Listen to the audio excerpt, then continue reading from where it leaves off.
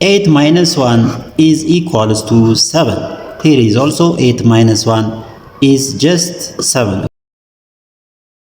7 which equals to 49. But this answer is not correct.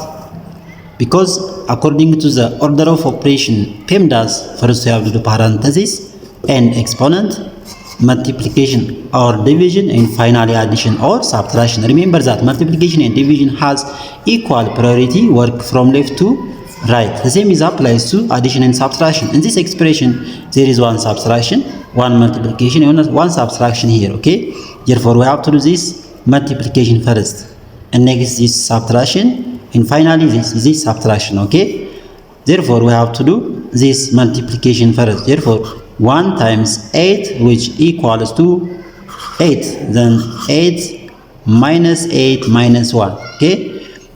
Then here there are two subtraction, the operation subtraction. Therefore, we have to do from left to right. Therefore, we have to subtract first this one. Okay.